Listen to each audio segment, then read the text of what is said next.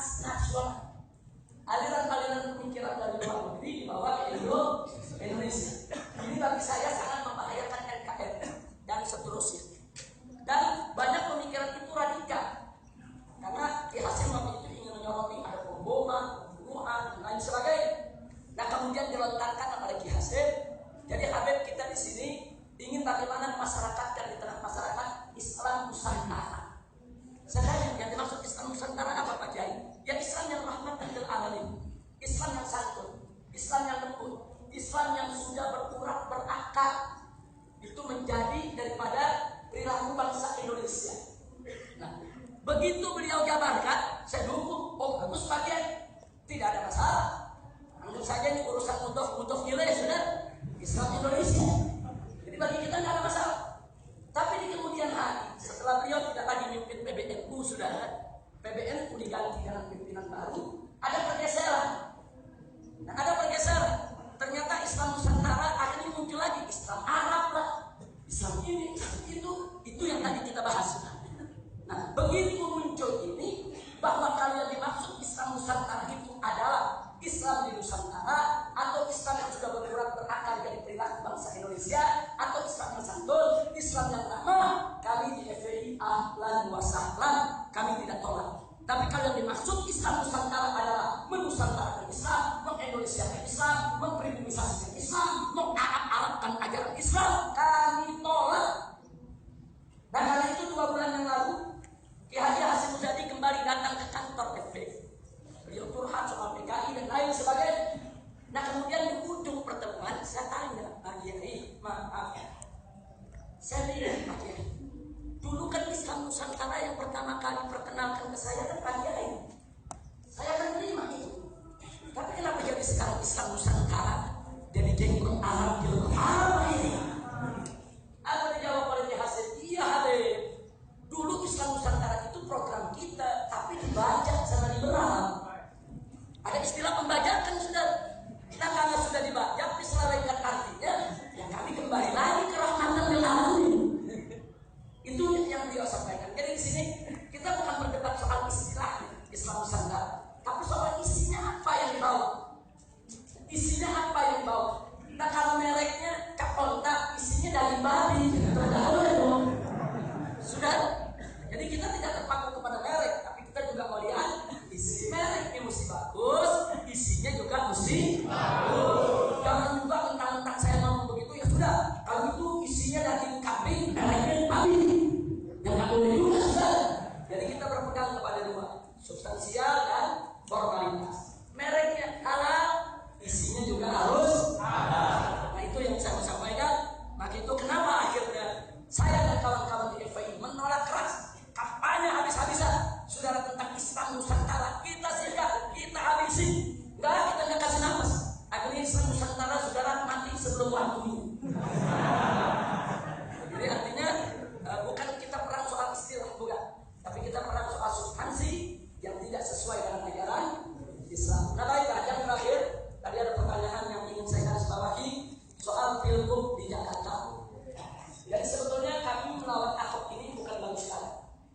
Jadi dari pertama Pak Jokowi mencalonkan diri menjadi gubernur di Jakarta dengan calon wakil gubernurnya Ahok, kami sudah menolak.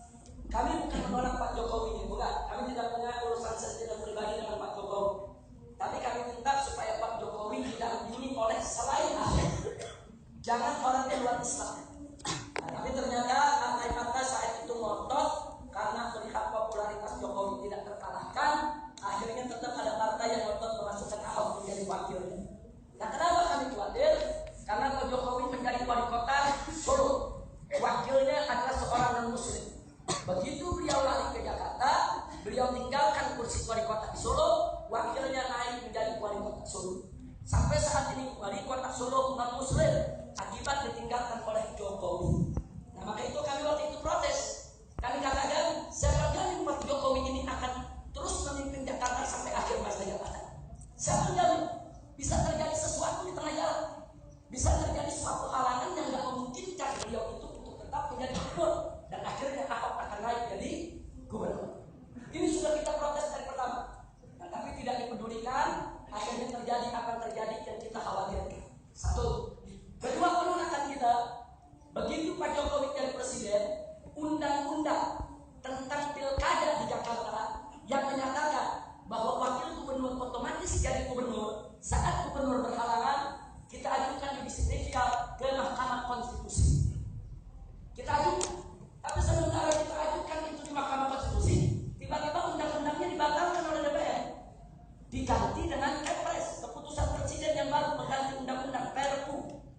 sehingga tuntutan kami kehilangan objek hukum, batal demi hukum di Mahkamah Konstitusi.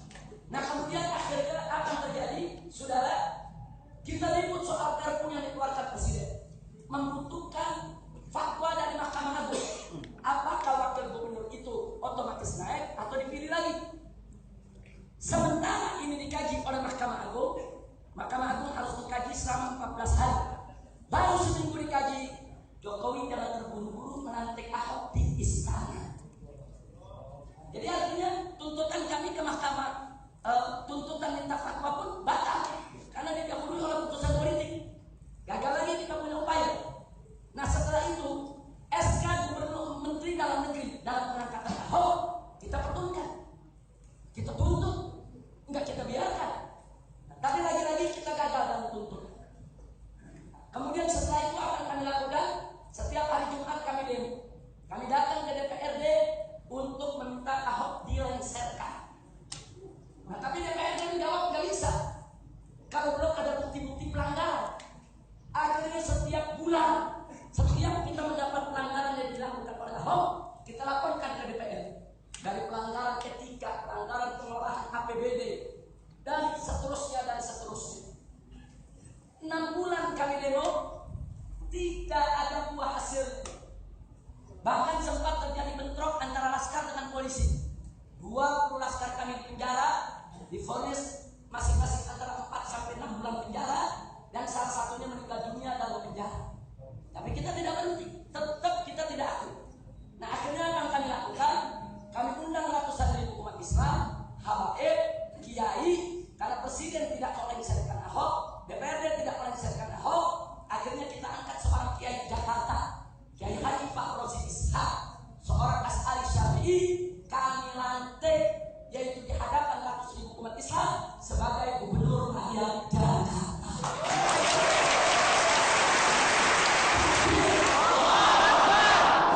Bagi sementara orang mungkin ini gurau, tapi kami lihat ini perlawanan politik.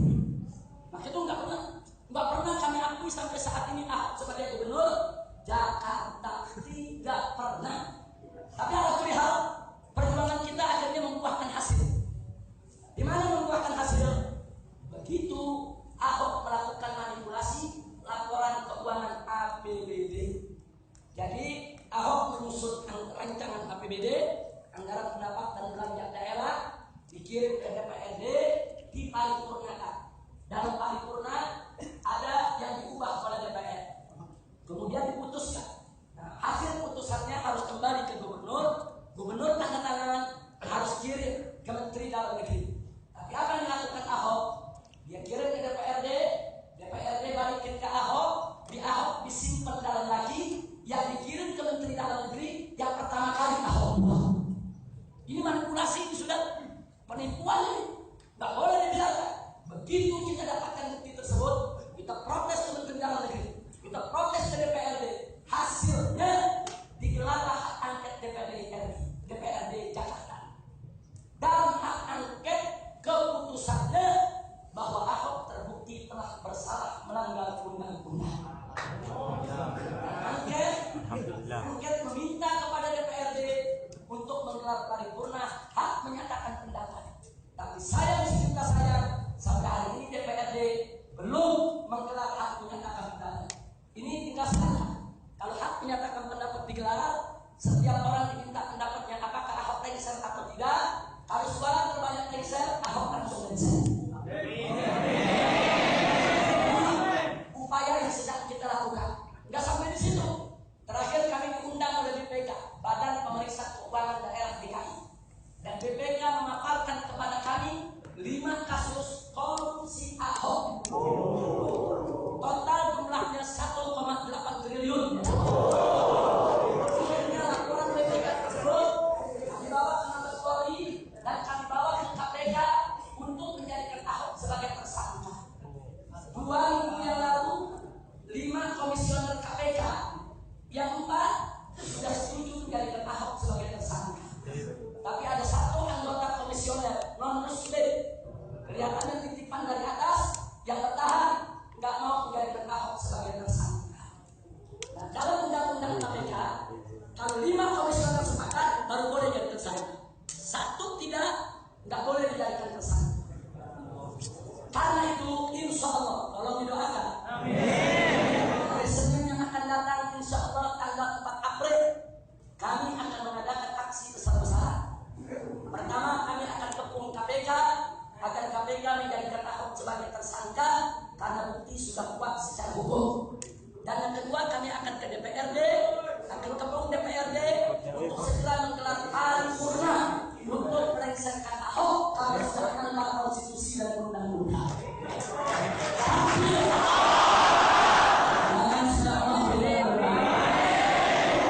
Tanya, KPK kalau gagal lagi bagaimana? Gak usah khawatir. 1000 kali jatuh, 1001 kali kita akan bangun lagi.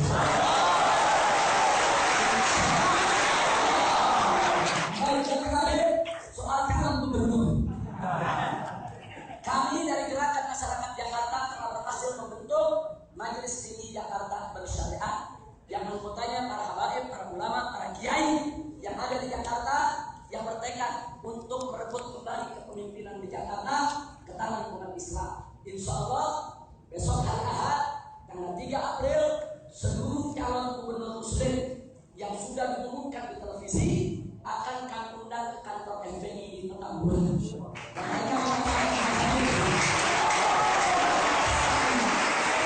Tugas kami bukan mencalonkan si A atau si B, bukan. Calon-calon yang ada kita mengajak musyawarah. Pimpinan-pimpinan partainya kita mengajak musyawarah. Hai umat Islam, musyawarah. Kita cari sama-sama siapa yang terbaik di antara kalian.